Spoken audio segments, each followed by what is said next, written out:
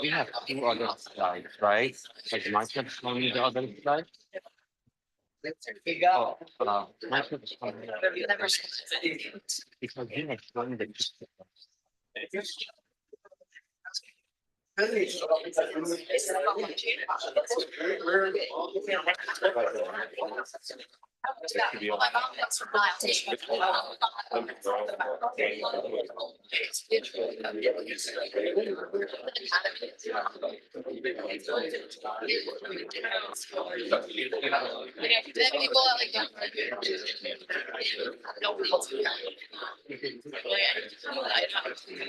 And do you want to go back? Go down. Huh? To the land acknowledgement. Excellent. So we can go back to the land acknowledgement. When I start, I will start with. Michael,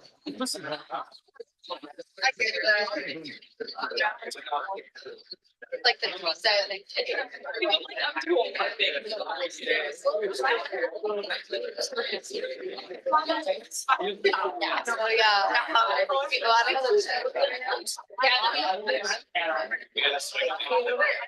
sorry guys.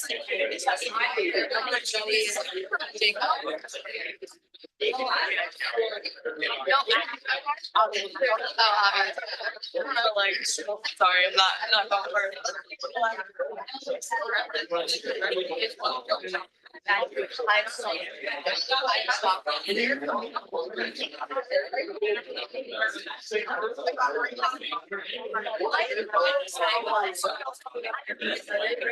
Planning this.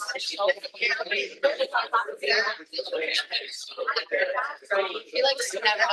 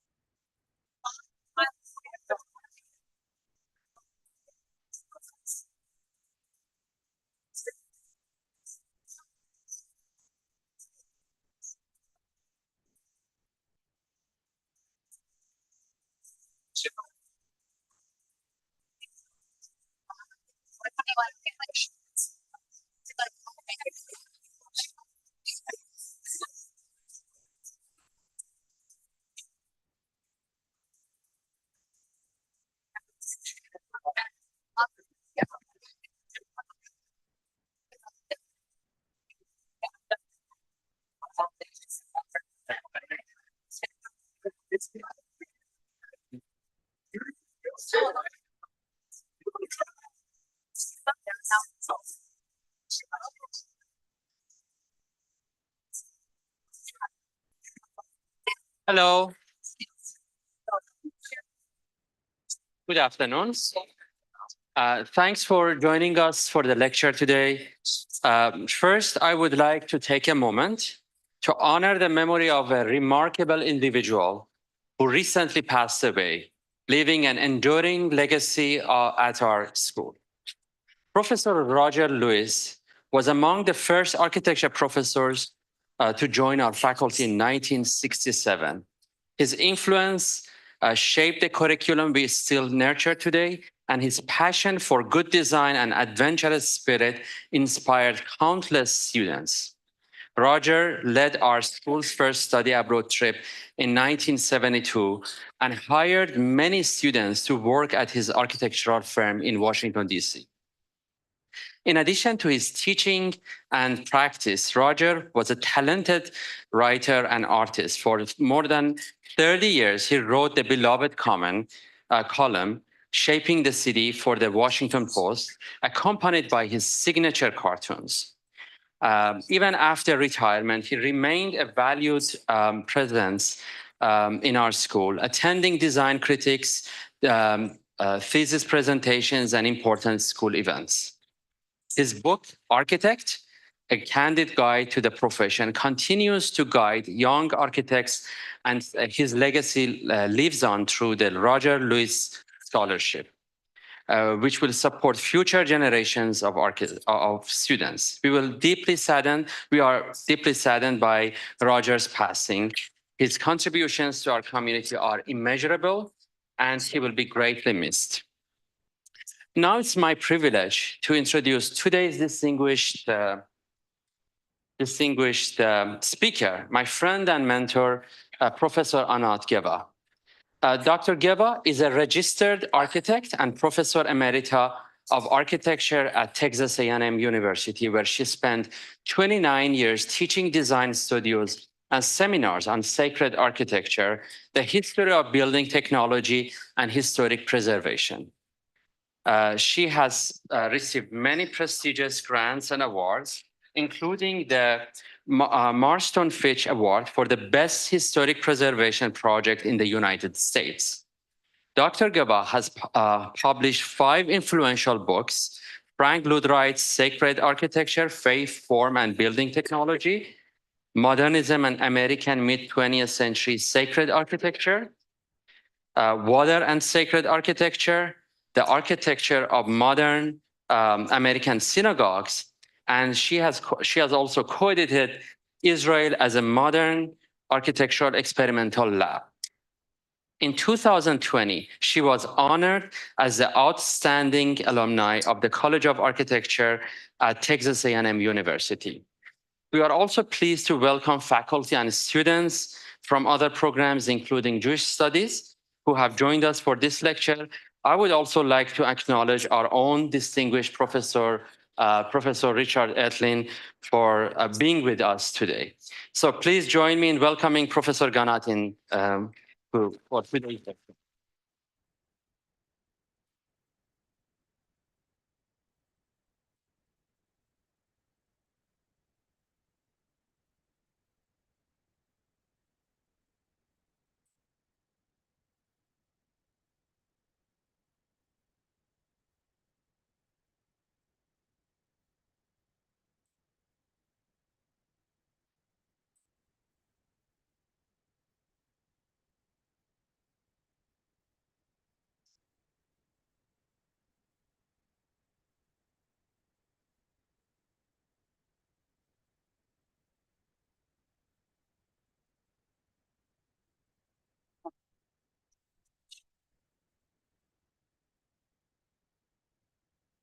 Can everybody hear me with this microphone?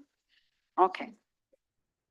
So thank you, Dean Don Jordan and Professor Muhammad Garapour, the Director of Architecture, for inviting me to your school and for your introduction. Thank you, Architect Michael Harrison, for organizing my visit, and thank you, Professor Michael Abrams, for inviting me to your studio. Thank you all for attending this presentation. Before talking about the book, the architecture of modern American synagogue, 1950s, 1960s.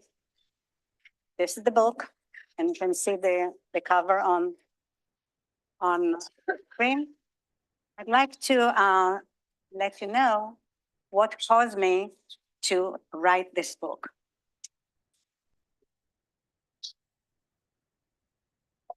My first assignment as a young architect, just graduating from the Israel Institute of Technology, was to design a synagogue.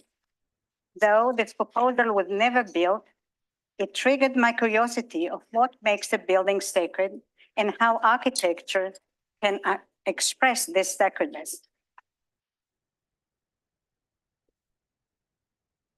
This brought me to conduct my PhD research on 19th century churches built by immigrants arrived directly from Europe to Galveston, Texas, spreading in South Central Texas.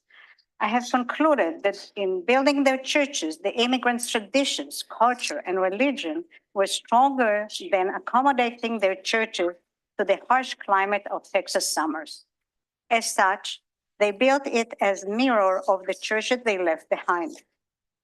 Following the study of these people's churches, I wanted to explore sacred architecture of a prominent architect such as Frank Lloyd Wright. This investigation resulted in my first book, Frank Lloyd Wright's Sacred Architecture, Faith, Form, and Building Technology, that I have published in 2012. In that book, I have developed a conceptual model that attempts to decipher the major factors in designing a sacred building via the relationship between faith, form, and building technology. Where faith, universal commonality, and faith specific dictate the form of the 3D building exterior and its interior ambience.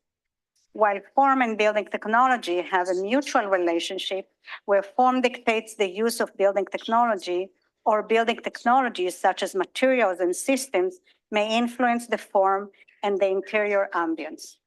Both are influenced by the context of time and environment. The model became the cornerstone of my next books, Modernism and American, my next books, right? Modernism and American Mid-20th Century Sacred Architecture, published in 2019, and Water and Sacred Architecture, published last May, and my current book, The Architecture of Modern Synagogues, 1950s, 1960s, with its cover of the still soaring skeleton of Congregation Shore Synagogue in Southfield, Michigan, built in 1962 and designed by Percival Goodman from New York City, with Albert Kahn, associate from Detroit, as the resident architect and construction supervisors. The whole building used 600 tons of structural steel, precast concrete elements, and 20,000 square feet of glass. I was asked why I chose the skeleton for the book's cover. It represents the innovation in building technology at the time and how architects pushed the envelope of design and created new architectural aesthetics. Applying the conceptual model of the relationship of faith, form, and building technology on synagogues architecture, I learned that Judaism as a faith does not have any guidelines for the exterior design and focuses only on the interior. In antiquity, synagogues builders tried to imitate the Holy Jerusalem temples. The first built by King Solomon was destroyed by the Babylonians in 586 BC, and the second was destroyed by the Romans in 70 AD.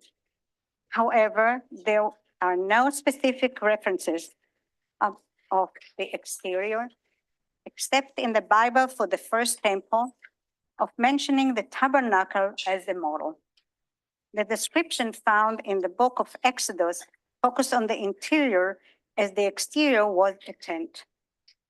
This description inspired architects to adopt the tent image in their synagogue design. Here is an example of the interior of the chapel of Temple Mount Sinai Synagogue in El Paso, Texas, designed by Sidney Eisenshtat in 1962. While building the second temple, the builders relied on the people's collection memory of the first temple and the vision of the prophet Ezekiel.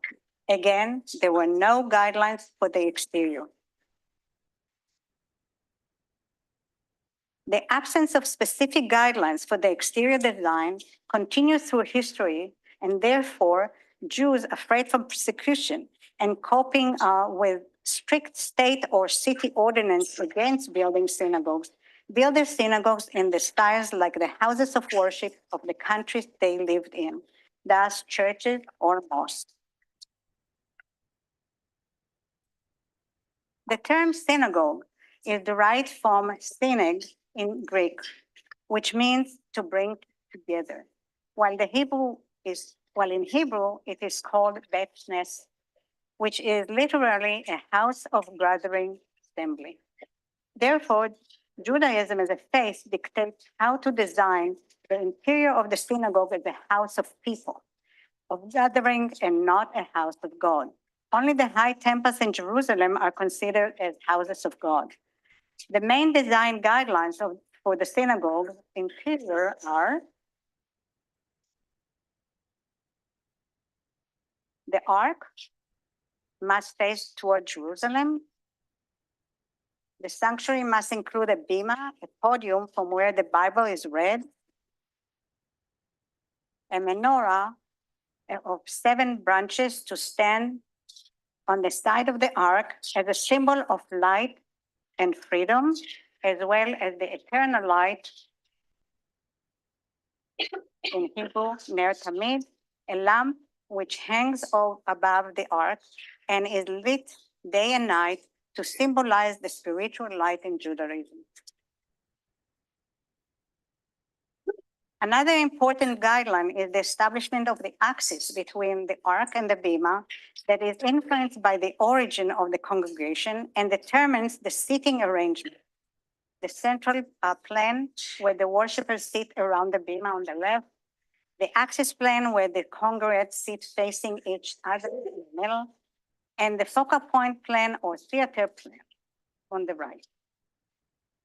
In America, most of the modern synagogues use the theater arrangement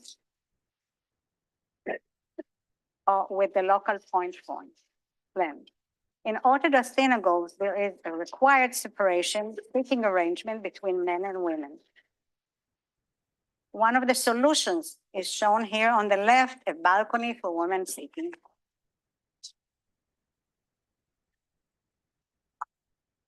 The book Contextual Model that explained why I have selected to study post-World War II modern American synagogues. It illustrates how the synagogues of that time expressed the juxtaposition of the search of Jewish identity post-World War II and the Holocaust, the move of congregation to the American suburbs, and the rise of modern architecture in America. To understand the synagogue as the juxtaposition of the three, let me introduce you to the background of this synagogue's architectural and as well as to their basic design principle. These synagogues were built as part of American post-World War II construction boom of houses of worship and reflected the nation's post-war religious mindset and cultural pluralism. The search of identity of American Jews and European immigrants after the horrific event of the Holocaust urged congregations to depart from historism, leaving the traditional European styles of synagogues and the eclectic style of synagogues in America and express the ideal of a modern free Jew. These buildings served as a vehicle to showcase congregations' resilience, confidence, and strength. Following the Christian migration to the suburb called the White Flight and the lift of the restrictive housing barriers to Jews in the 1950s, the move of Jewish congregation to the suburbs became more popular. The move allowed them and their architects to build new synagogues from scratch, embracing the aesthetics of modern architecture while utilizing innovations in building technology. Architects bridged between modernism and Judaism, reflecting the American Jewish context of the time and expressing the congregation pride in their modern identity. The third part of the contextual model is the rise of modern architecture. It was promoted in America by architect Philip Johnson and architectural historian Henry Russell Hitchcock, who organized and curated the International Style Exhibition at the Museum of Modern Art, MoMA, in New York City in 1932. They also published the exhibition catalog entitled Modern Architecture, the International Exhibition, with collaboration of art historian and director of the MoMA, Alfred Barr Jr., and historian Louis Mumford. The exhibition introduced the major design concepts of the style that were linked with the machine age, industrialization, and emphasized functionality, standardization of elements, avoidance of ornaments and decoration, and volume prominence over mass. The architectural applications of these principles were expressed in simple, straightforward, bold, clean, new forms, following the modernist concept, form follows function, that in the case of sacred architecture became form follows space. The design was also influenced by the new building technologies such as material, system, and construction, and created a new aesthetic. Philip Johnson demonstrated these design ideas in his synagogue design from 1956, which was one of his first public building design, where he built a simple rectangular steel box comprised of 7 panels, punctuated with slits of painted glass. When asked about symbolism, he answered that all the parts were designed functionally. Thus, he stuck with the idea of form follows function. Similar was his reaction to the congregation's interpretation of the ceiling of the synagogue. They saw it as the tent symbolizing the 40 years of people of Israel wandering in the desert, while Philip Johnson said he designed functional sails of plaster that give a sense of containment to the space and act as light buffers. As I mentioned before,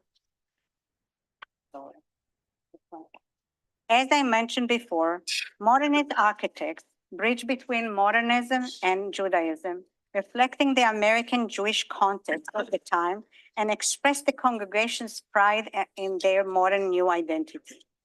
3 of those architects, Eric Mendelsohn, Frank Lloyd Wright, and Minoru Yamasaki, introduced 3 key developments: the departure from historism, the design of the American synagogue, and the modern cathedral synagogue as a grand institution, which I'll detail later. These design concepts influenced the design of synagogues and showed the transition from modern functional design of the 1950s into a modern expressionism in the 1960s. Though each of the 3 developments were inspired and interpreted by architects in different ways, they all pushed the envelope of design and construction and geared toward structural integrity. The synagogues reflected the resilience and the pride of Jewish congregation in the 1950s and 1960s. Eric Mendelsohn, the architect who designed the Einstein Tower in Germany, was born in 1887 and died in 1953, leaving 1 built synagogue, 3 under construction that were completed after his death, and many sketches for additional projects. His 1947 manifest was the first published testimony of how synagogue design should depart from historism and the old land traditions. His sketches and design illustrate his architectural idea of a dynamic building that balanced between mass, geometry, form, and face symbols. He believed in the creation of a house of worship that reflects the Bible as a living truth and bridge the function of materiality of the synagogue with the spiritual experience. He expected the synagogue to serve as a symbol of the era we live in.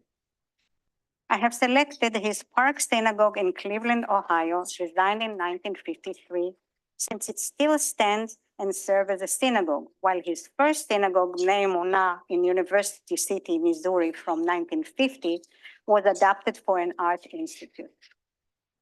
Also, some scholars established that Park Synagogue, and I quote, probably represent the fullest expression of Mendelsohn's vision.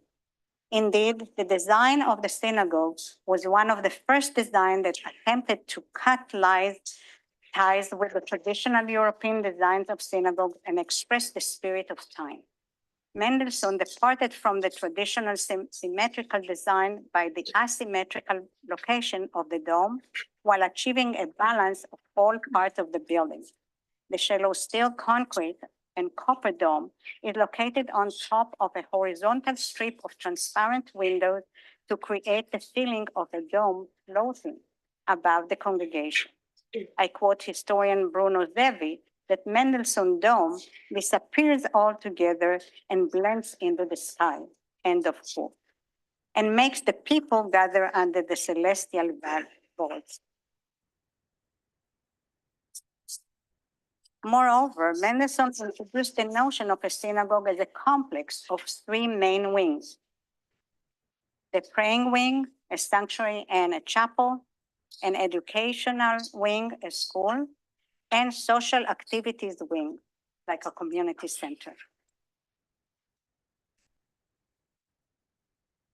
Frank Lloyd Wright designed more than 30 houses of worship for various faiths in different locations throughout the United States. Only 10 were built, among them Beth Sholom Synagogue in Elkins Park, Pennsylvania in 1956. Wright combined universal sacred elements, local Native American art, and Jewish symbols to create the American synagogue. Like all his houses of worship, it expressed the American value of freedom of religion and reflects the links to the American landscape, such as the combination of Jewish symbols with local Native American art. The pyramidal roof, for example, is the symbol of Mount Sinai, where the 10 Commandments were given to the people of Israel, while it resembles a Native American teepee. Another example in the design of the steel tripod that holds the pyramidal roof, which is a double-layered glass and plexiglass sheet that symbolizes the menorah with its 7 candle holders, and while decorated by Native American art motifs. In the interior, Wright continued the triangular module of the roof. Note that his design of the ark, the bema, the eternal light above the ark, and the major candlelight in the sanctuary. Some claim that the triangle is a symbol for the 3 fathers in Judaism, Abraham, Isaac, and Jacob, while others see it based on Native American art motifs. The Sisterhood Chapel was built under the main sanctuary and is based on the triangular module and continues the same motif.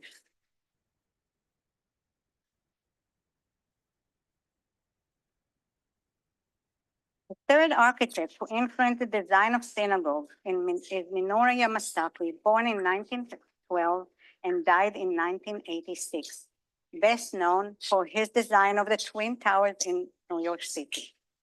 He designed 2 synagogues, but only one was selected for the book, since the other one was built in the 1970s, which is beyond the period discussed in the book. Yamasaki's design of North Shore Congregation Israel in 1964 in Glencoe, Illinois, introduced the modern interpretation of the Cathedral Synagogue as a grand institution. While the sanctuary is located perpendicular to Michigan Lake, the other wings of the complex are parallel to the lake.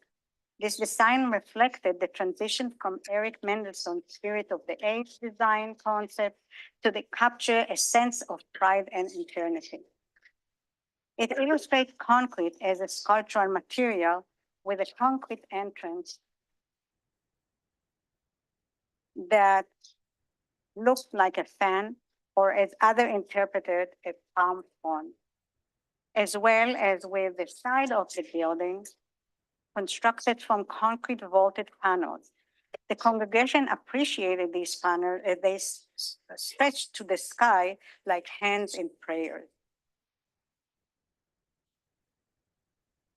Sanctuary illustrate how modern expressive design in concrete can evoke spirituality and shows the Yamasaki poetic design based on symmetry, human proportion, and light. The design evokes a spiritual experience beyond a specific faith. Yamasaki's light design as drama and symbol created the holy light to uplift the spiritual experience. Light comes from the lower windows, from the side slits of the vault, and from the skylight above. While the window's glass is transparent, the other sources of light are painted in amber gilded color that wash the sanctuary with golden light. The lighting design lifts the worshiper's spirit and highlights the building as an artistic project. Yamasaki is focused on abstracting Jewish symbols like the Ark, which was designed in collaboration with artist Lee Dassault. Yamasaki provided a white niche in the concrete wall behind the stage for the artist to tuck in the wooden ark decorated with a golden leaf. The frame of the white wall embracing the cabinet is viewed as a talit, a white prayer shawl which usually embraces the rabbi, the cantor, and the worshippers who wear it. Modern architects followed this development in designing synagogues and added their own unique contribution, pushing the aesthetic and building technology of synagogues while bridging modernism with Judaism. The following slide will illustrate some of the flexible design, the inclusion of abstract art and sustainable design before the term sustainability became a popular design concept. You are welcome to read the details and more examples in chapter 5 entitled Pushing the Envelope, Architectural Illustrations. Percival Goodman, a professor of architecture in Columbia University from 1946 to 1971, designed more than 50 synagogues around the nation. He introduced flexible design solutions that were followed by all other architects.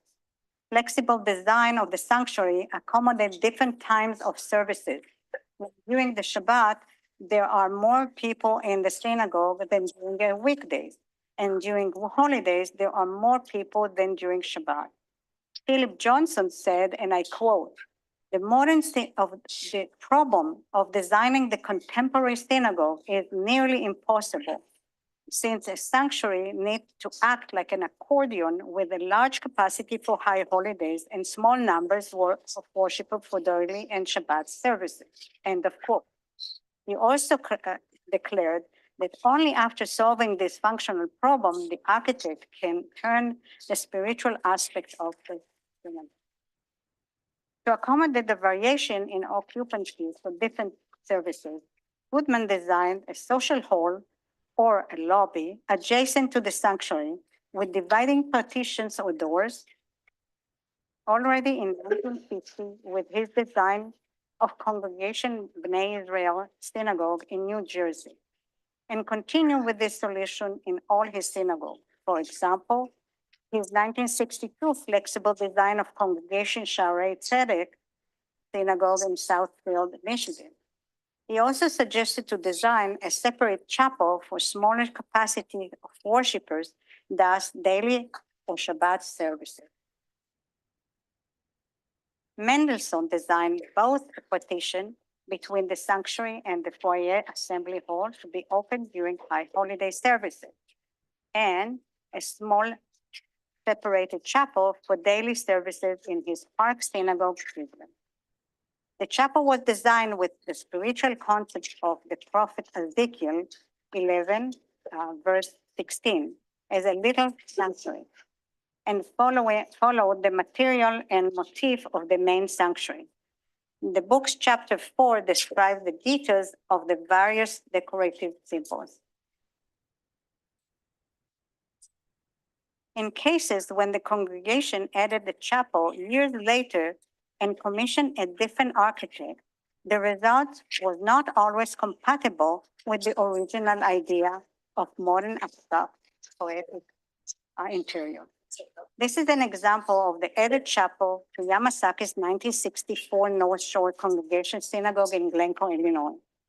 The new chapel on the right followed the round exterior design as envisioned by Yamasaki in his site plan proposal, but the interior was designed by local architects Hammond, Beebe, and Babka in 1979. The chapel was designed in postmodernist style that contrasted the modern style of the original sanctuary. Architect Beebe said that he looked for inspiration to the great classical style of European synagogues. Specifically, he was inspired by the rich traditional synagogues of Venice. Indeed, when I visited the chapel, I felt as if I returned hundreds of years back in history to a traditional historical European synagogue with eclectic details drawn from various styles. It was hard to understand the extreme difference in styles between Yamasaki's original sanctuary that took my breath away and the chapel that seemed out of place. Author Samuel Gruber claimed that just as the congregation willingly embraced new modernism for their first sanctuary in 1964, they and the new generation chose to build a chapel in the newest postmodernist style at the time of 1970. Another important contribution of modern American synagogue is the introduction of abstract art into the sanctuary. The artwork was elevated from decorated functional religious elements to abstract artistic contribution. The inclusion of art in synagogue depends on the strictness of the interpretation of the second commandment. Thou shalt not make unto thee any graven image or any likeness of anything that is heaven above or that is in the earth beneath, or that is in the water under the earth. Exodus 20, verse 4. Jews throughout history interpreted this law to restrict any artistic creation in synagogues. This meaning was intensified by the verse, and I quote, "With me, therefore, shall not make any gods of silver, nor shall you make for yourself any gods of gold." End of quote, Exodus 20, verse 20. Thus, the idea was to avoid that God that made depict the image of God and the holy, and tempt the worshiper to return to paganism or later to turn to Christianity. Though the Talmud, the Jewish law, was never clear about the inclusion of art in the synagogue and did not mention it as an outright forbidding attitude, the negative interpretation toward art remains. In addition, periods of hostility of the Gentiles prevented Jews from glorifying the exterior of their synagogues. However, this restriction did not limit expressions of Jewish liturgical practices and Jewishness in the interior design and decoration of the synagogue, and we witnessed this phenomena through history. The significance of artwork, especially abstract art, at the outside and inside of the synagogue, and its acceptance by congregation and their leaders started to be notable in post-World War II America, reflecting in part the Jewish search for their identity. The church expressed a quest for art's humanization and enhancement that would lift the spirit. Regardless, the synagogue's interior was assumed to be simple in order not to distract the worshiper and to withstand the the threat of idolatry. Though Percival Goodman was the first to collaborate with artists to include abstract art in his synagogue, I want to show you how his concept influenced some other architects. Here is an example of the 1958 Chicago Loop Synagogue in downtown Chicago, designed by architects Lobo, Schlossman, and Bennett. It demonstrates a simple design that highlights the stained glass east wall designed by artist Abraham Ratner. The abstract art was inspired by the verse in Genesis chapter 1, "Let there be light." The entrance to this synagogue is decorated with a bronze sculpture above the doors by Israeli artist Henry Nehemiah Azaz. The sculpture welcomes the worshiper visitor with the symbols of hands and peace, and a blessing verse in Hebrew and in English from the book of Numbers. The Lord bless thee and keep thee. The Lord make his face to shine upon thee and be gracious to thee. The Lord lift up his countenance upon thee and give thee peace. The last special contribution that I'd like to share with you is the introduction of sustainable synagogue, thus bridging modernism and sustainability with Judaism. While the analysis of Temple Mount Sinai in El Paso from 1960 was not conducted along the specific criteria of the current system of LEED, still it demonstrates architect Sidney Eisenshtat regional and sustainable concept in his in his synagogue design. Eisenshtat, a Los Angeles-based architect, developed much of his practice in designing synagogue, Jewish academic building, and community centers. He became an influential architect of modern synagogues, especially in California and the West Coast. The first sustainable element expressed in his synagogue is the form of the building. Eisenshtat created a modern parabolic concrete like a shelled mountain in the desert. He reflected the surrounding mountains. As Rabbi Floyd Fireman concluded in his dedication of the synagogue in 1962, that the synagogue exhibits the monumental beauty of the oasis of the desert. Indeed, the shell mountain of the synagogue established a local place, a synagogue that belonged to the region. Since mountains are considered habitats of God, this sustainable measure can be considered as stewardship to God. Some saw concrete mountain as the symbol of Mount Sinai. The concrete shell is finished with mosaic pieces in white, cream, and variation of brown to express the terrain's color tones. It provides diffuse light behind the arch in a very controlled lighting design that takes into consideration the glare of the desert region and showcase the surrounding indigenous landscape that was also visible in the previous slide. The landscape design was helped with the sustainable maintenance of the land around the buildings. The sanctuary's vault that symbolizes the tabernacle tent can be considered as shelter from the outside harsh environment of the desert. It definitely sheltered me from the harsh winds during my visit here. The thick concrete vault and walls also help with cooling and heating the building via thermal mass effect. This effect is known and accepted as a sustainable measure in a hot, arid desert environment. The combination of this solution with an HVAC system that is installed throughout the building makes the sustainable design efficient. The final chapter before the conclusion is entitled Adaptation and Changes. That's for the preservation people around here. And focuses on preservation of modern American synagogues beyond brick and mortar. Recent publication of preservation of the recent part, building from 1950 to 1970, focused mainly on preservation measures concerning materials. In this chapter, I analyzed how congregations preserved their synagogue their faith, and the essence of their synagogue's modern design. I studied the adaptation and changes due to demographic changes, such as aging members that called for new accessibility, thus compliance with the ADA regulation. Demographic changes were also influenced by the decline in new membership and the move of member to new states.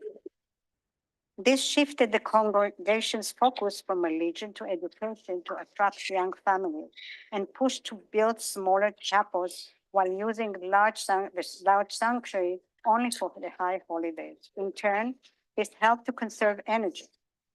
Changes of liturgy called for more intimate worship experiencing, replacing the hierarchical order of the clergy. Congregation became very creative in solving these challenges while attempting to maintain the integrity of their original houses of worship. Here is one special example that illustrates the solutions to most of these changes. Temple Oheb Shalom in Baltimore, Maryland, designed by Walter Gropius with architect in residence Sheldon Leavitt in 1960. As part of the renovation of the synagogue in 1987, architect Levin Brown added new handles to the original entrance stairs and provided a new entrance on the side of the building as part of their addition of a new chapel.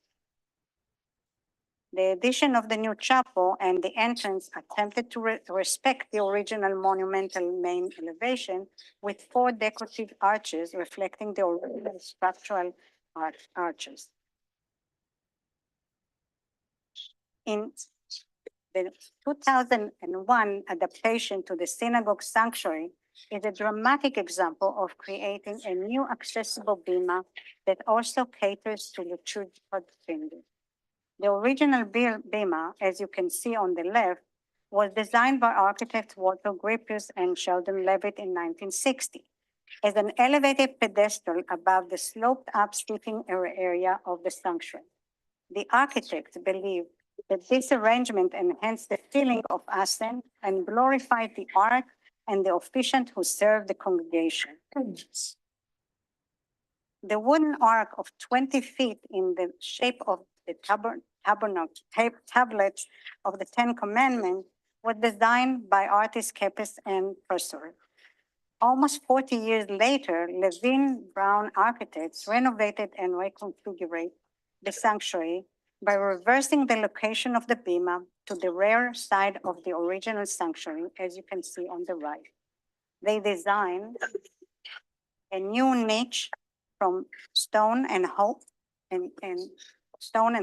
metal and glass arc, for which they won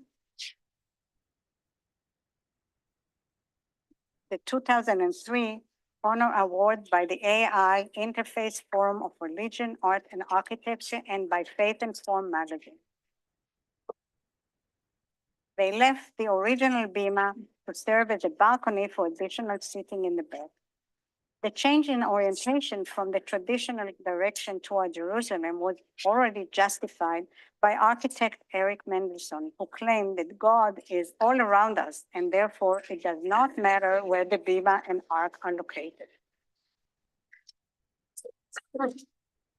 Architects Levin and Brown also reversed the seating to slope down toward the new bima, which is lower and smaller in size and scale. This change provides accessibility to the bima, fulfills the ADA requirement, generates more intimate worship experiences that complies with the liturgical changes in conservative and reform synagogues, where there is an attempt to bring officiant and congregation closer together, both spatially and psychologically.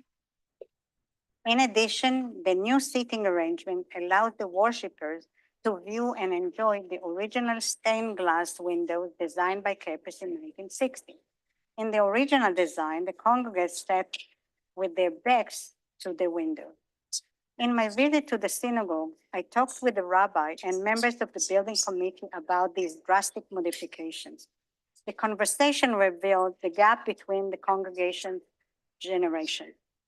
The older members wanted to preserve the sanctuary in its original design and to continue the traditional ways of service with the new modification created to their needs.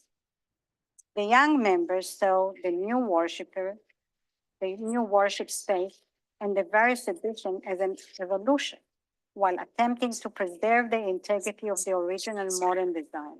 They also hoped that the modified sanctuaries and the change in liturgical conduct of the services may attract new young families.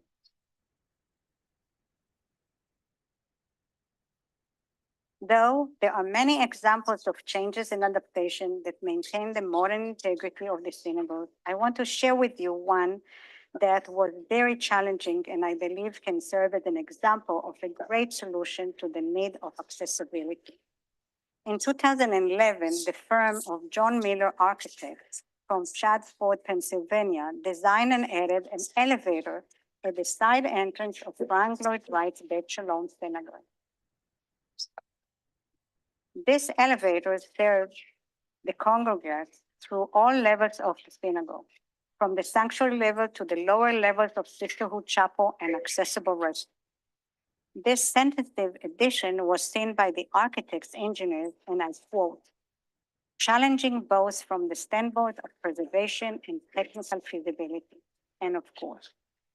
The elevator was constructed in an area east of the sanctuary to minimize the intervention to the original building and to provide accessibility to both sanctuaries.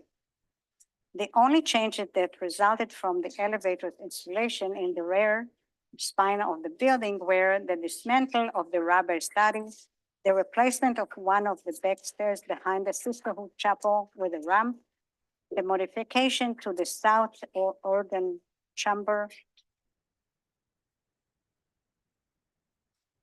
and the enlargement of an existing interior door in the main sanctuary to enter from the elevator, which, as you can see, visually had minimal impact when viewed from the sitting area.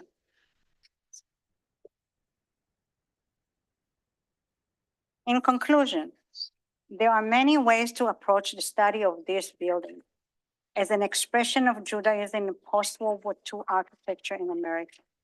The objective of this book was to present an analysis and that illustrate the design, building technology, and preservation of modern American synagogues from 1950 to 1960.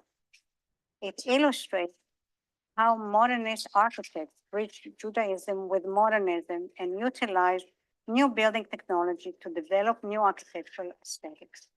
Modern American synagogues exhibit the design concept developed by Vitruvius, the modern Roman architect from the 1st century BC, Primates, Italitatis, and Venatus, meaning strength, utility, and delight, beauty. I hope that seeing the slide, you could sense the delight and beauty of these special buildings as the architects attempt to express the congregation's emotion of delight, pride, and spirituality. Indeed, those architects manage in their design of these sacred buildings to enhance universal common element of spirituality on top of the specific of faith requirement. They have pushed the envelope of aesthetics and building technology and created timeless buildings that continue to serve as the focal point of the community's aspiration. Thank you.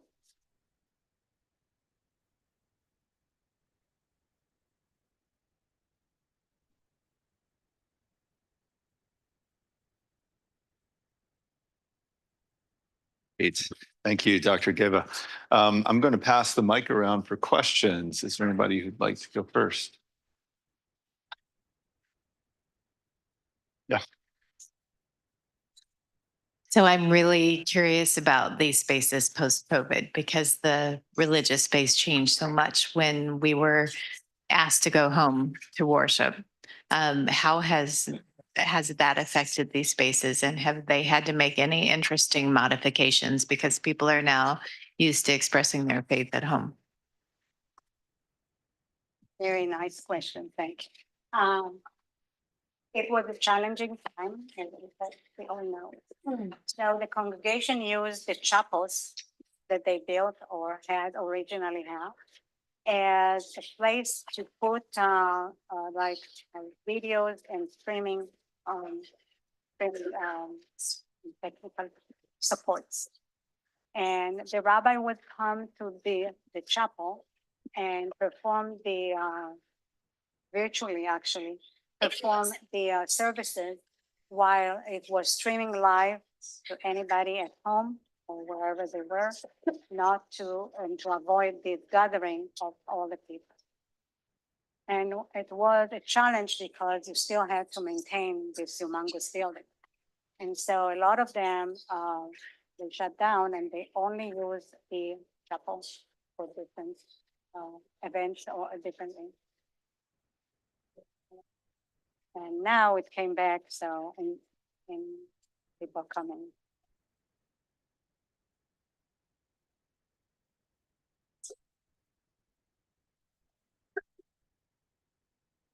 I had a question. Oh, sorry.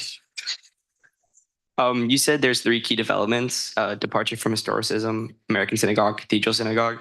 In Europe, you see it's very common for cathedral synagogue style. How come in America it diverges so much from that? Yeah. Can you repeat? In Europe, Can you take the mic a little bit farther? yeah, is this better? Yes. Sorry. In Europe, there's a lot more of a cathedral style of synagogues that are around. In America, there's a lot more different styles. How come America diverges from more Western? The first thing is that we have there is an amendment in our Constitution in America, the freedom of religion. That gave us a lot of opportunity to free ourselves from any restrictions that were in Europe. In Europe, it's not there yet. Although we claim, but it's not there because it's not part of the law. So that was number one. Number two, because that's exactly the reason why I chose to study this period, because this period was the awakening of the Jews to come to in America, to come and look for their identity.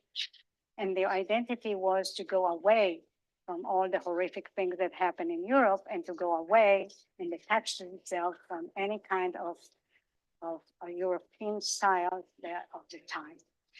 And so it was a very revolutionary act upon them, but the Jews, instead of the context that happened in America, which was very much into religion after World War II, especially after the home bomb, people asked for morality, people asked for faith, people asked for religion. And so that was part of the general part, America allowed it. And as I said, modernism and architecture came along at that time. Yes, it came from Europe, but it came from Europe, it started in Europe before World War II. And after World War II, it was Europe. So there was no chance. So today, after so many times, even in America, as I showed you some examples, there is postmodernism and there are other modernism, ism in architecture, and the historian of architecture will tell you that. You can find different styles of synagogues today, and definitely in Europe. So the European Jews are still in this mode of there are persecutions. We cannot build our own. We have to imitate what's there.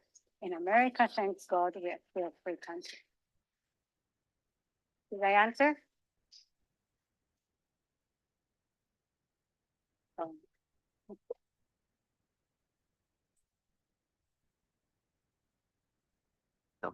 Thank you so much. Can you tell us more about the selection of sites for these synagogues? For the book? The site for each synagogue, right? And I mean, how did they choose these sites? And was it purely functional process, or or there were other kind of rituals involved in this? So choosing of a site was a very problematic act at that time because of the people were moving to the suburbs. And after, as I said, after some restrictions were lived for housing for Jews, the Jews came to the suburb and wanted to build a new synagogue and wanted to have some sites. There was a problem to get sites because a lot of times, and I'm sorry for all the Christians that are here in the room, the Christians did not allow the Jews to have a site for their synagogue because they believe that if there is a synagogue in their neighborhood, it will reduce the their property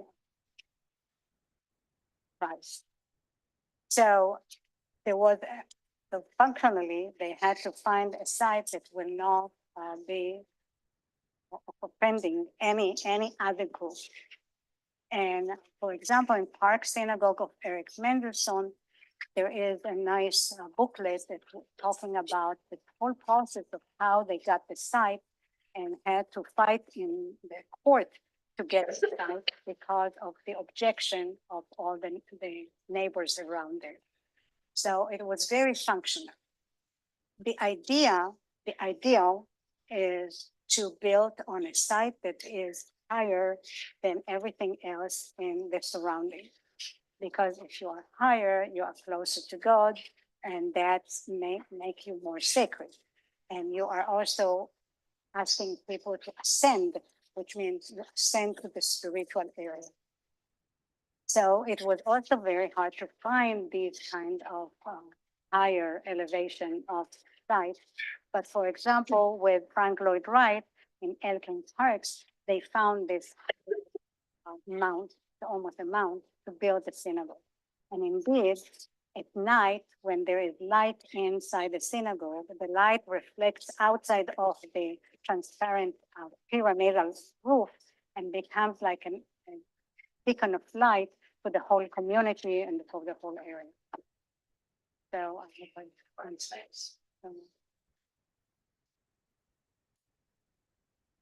Yes.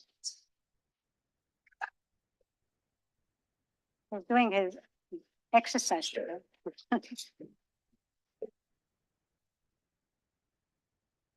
Thank you for your wonderful talk. These are such exceptionally brave buildings that you selected to show us. And I've always heard that it's very difficult to be the architect when the client is a committee.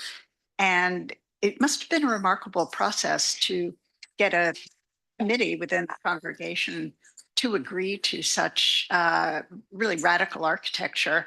And I'm just curious if you found wonderful meeting notes or letters back and forth, that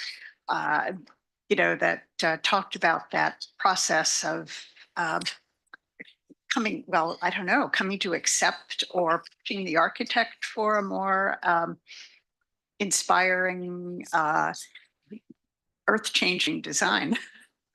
So yes, in every synagogue, in every archive of any synagogue that I visited and other archives that I visited in the nation, there were documents of building committee, how the building committee first of all was selected, and then how the building, all the meetings of the building, the agenda and all the meetings and all the decisions. So yes, I read all of them. And one thing that I was surprised how much the whole congregation was involved, not just the building committee was an expression of the whole congregation. And they all were involved from the beginning of the selection of the architect to the end of the little lamp hanging on the wall. So it was a very, I would say, very comprehensive, community-oriented project. But still, for your specific question, how did they select it? So for example, with Yamasaki, so there were 10 architects that came forward with some design ideas and met with the committee. and they specified the 10 and they specified the meetings with each of them. And what they specified, how they selected Minoru Yamasaki was because he came with the idea of light and shadow. That light is the motif of the synagogue. And that was after he, as a non-Jew, participated in Jewish services, including Yom Kippur services, which is the highest holiday, to learn and study what does it mean to be in a synagogue. And then he came with that to the committee, and they were fascinated and hooked. So they commissioned him. There were other places that, like example, Percival Goodman, he was commissioned in New Jersey for the Melbourne congregation, because he was the one who proposed, this was in 1950, who proposed a synagogue to be like a memorial for the Holocaust. And because the rabbi there was a survivor of the Holocaust, and because he brought with him some pieces of stone of the synagogue that was destroyed by the Nazis when he was still in Germany, and he brought it with him, he was looking for an architect that should express the sorrow, but express also to glorify what happened before and to be a memorial. So he built like a memorial, and there are these pieces are in the sanctuary. He built special niches for them and so forth. So that was another way of being engaged. But in general, it was full engagement of the congregation. And I was very, very appreciative of this, because teaching design studios, I always taught my students that the client has to be part of the process.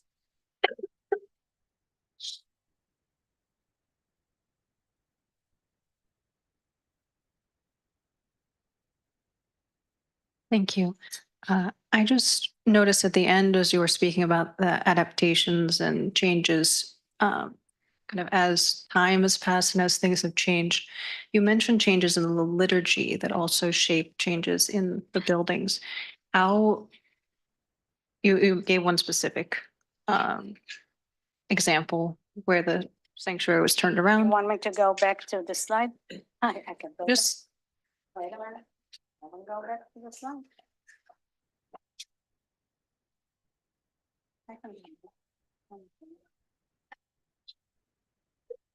No, I'm there. What there? Sorry. It tries to help. no problem. Just to ask are those changes in liturgy, I guess you would say, general, throughout synagogues as a whole, or is it more? Why doesn't it show? Sorry for a minute, because I'll show you.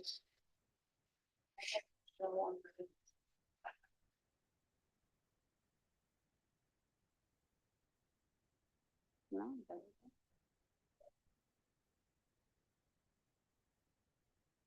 Mhm.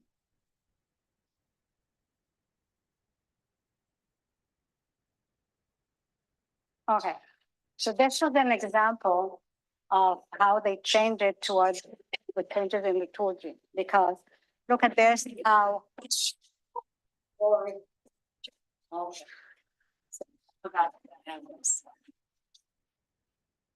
Do you hear me? On the left, you can see how tall was the bema before, where the clergy was standing, and how tall was the whole idea of the services. Changes in liturgy. On the right, you can see how the bema was lowered, only 3 or 4 stairs. That's it. And so, they brought it forward, so all the clergy will be closer, the rabbi and others will be closer to the congregation, the sitting area. So that was a major thing to make it more spacious, more closeness, and spirituality, in spiritual means, but also in physical means. Not to mention, by the way, that bringing forward this bema have a fantastic acoustic ramification, because when you are closer to the audience, they can hear it better. So that was another issue, and it's acoustic is specified in my book as well, but I didn't have enough time to show you also this technical detail. But this is a fantastic example to show you the changes in liturgy and how it affected physically the congregation sanctuary. And those changes in liturgy are evolving, or kind of, we would say that they were what they were in the 60s? They are evolving in the Reform and Conservative more than in the Orthodox. I think that you're talking about two different things, and not, you're talking about, I think your question is about, were there changes to the prayers? Were there changes when you're talking about liturgy? Or are you talking about the relationship of the leadership to the community, which changed? I talk about the relationship to the community because the prayers are not changed. Right. And the prayers, by the way, they not change, not in Orthodox, Reform, or Conservative. We pray the same, but with different nuances. But it's the same basic thing. However, the relationship with the clergy and the rabbi are starting to be different. And that's very similar to what happened in the 1960s in Catholicism, because in Catholicism, they had Vatican II that changed things into this relationship between the clergy and the congregation to be closer, to be more intimate, and it helped to revive, I think, the church. And it's not evolving as much, and the same it's in Judaism. So did I answer? Yes. Okay. So thank you, Beth. I think I answered it. Yeah.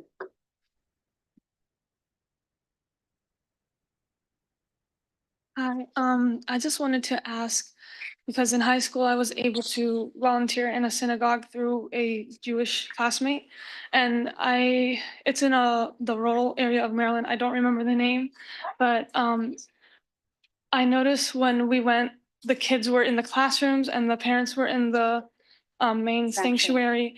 And is there a reason for that? And how do you incorporate younger members of the community to be engaged in the prayers and stuff?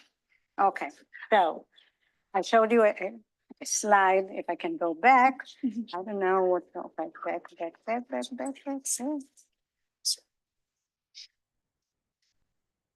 Yeah, hold on.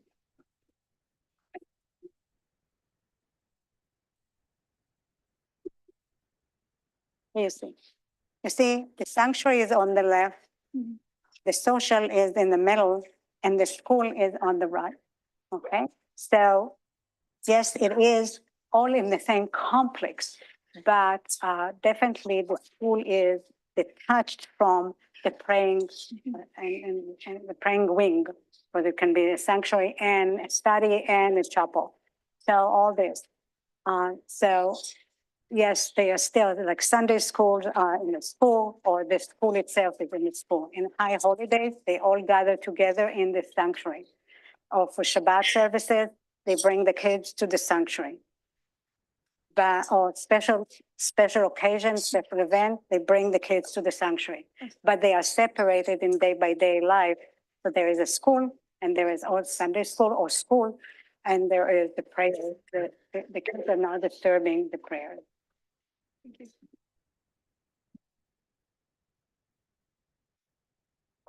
I'm wondering, intellectually and historically, what was your decision process for limiting 1950s and 1960s? Was it because there was only a certain inventory of material, product, of sites, or more? I'll go back. Okay. Well,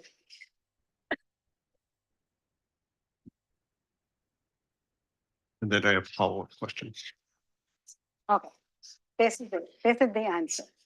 The context of the time between 1950s and 1960s were the religious context, which was the Jewish search for identity, That's on the intellectual side and the practical side of the congregations. Then there was the location context, which a lot of congregations moved to the suburb. That was the time. And then there was the design concept of modern architecture that thrives in America. That was the time. So these three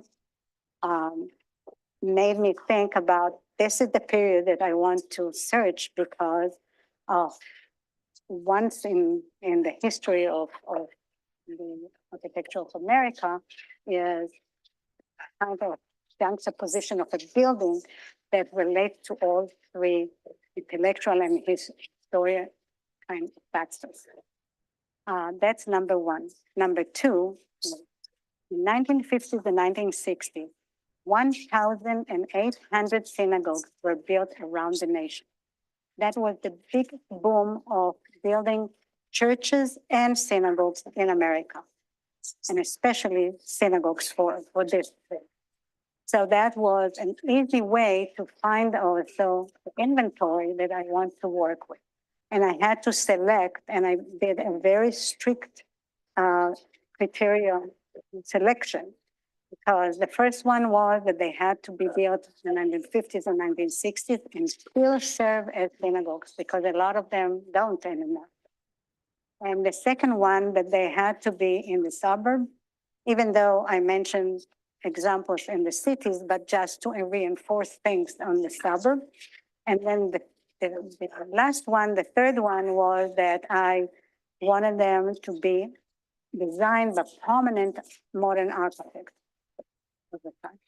So that made me think, because while I was listening to your wonderful presentation, I was thinking of the Eric Mendelsohn B'nai Amuna congregation in St. Louis, but that's no longer a synagogue. It's in the 40s, and it's no longer a synagogue because it's a community center, but it's such a beautiful architectural. It's an art center. Yeah. And it's a beautiful building. And his idea about departure from historism and a synagogue as an expression of the Bible as a dynamic book is actually came from his design of that synagogue. That synagogue then was the only one that he completed before he died. Park Synagogue was under construction when he died, and they completed it exactly by his drawing and all. So yes, I could take the other one, but it was not part of my criteria. So then as a follow-up, one of your thesis criteria was it had to be originally conceived as a synagogue and currently still operating as a synagogue. Yes. I think we all know that there are many churches in the United States from the 40s, 50s, and 60s who no longer operate as a church. Right. They've been desanctified. And there are many synagogues that are not operate as synagogues anymore. So I'm wondering, maybe in your, sorry? Maybe it's the next book. Well, that's what I'm leading to. Is there an analysis or a thought to the longevity, why that is? You had said just now that it needed to be in the suburbs, but we all know that urban creep has made many former suburbs now part of the city. Definitely. The way that synagogues were not serving anymore as synagogues were in two folds. One, that demographically, people moved from the area and could not hold the synagogue and maintain it anymore. And there is only one example with Park Synagogue that people, most of the congregates moved to another suburb of Cleveland, and they built a smaller synagogue there with a lot of homage. It's in the book, a lot of homage to the original one, but they built a new one. But they still come for Shabbat and for major holidays to the original synagogue of Mendelsohn. So, but not, this is a unique example because most of the congregation that left did not maintain the other building and had to sell it. And selling it means either it was demolished or it was sold to another faith to become church or a mosque, or to become a totally different function like art institute, community center, whatever. And it happened a lot. So when they built it, they did not think about, okay, in 50 years, what are we going to do with it? But through the years, they maintain it in different ways that I'm talking in the book, and I also showed you some examples. I'm in Baltimore, and I know several congregations that were originally conceived of as synagogues. That one's a Baptist church, I think of right now. One is. Yeah, I visited because I visited for Oheb Shalom, and the other one by Percival Goodman just across the street. Excuse me, that I forgot. Right, Hebrew congregation. Yes, they are still working and they are still serving, which is very nice. Great. I think we are running out of time, so I am going to leave it there, but I'm sure Anat will be available. But Dr. Geva, we want to, first of all, congratulate you on your new book.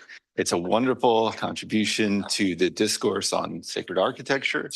We're grateful that you're here to share this work with us, to discuss it with us. So thank you. Thank you.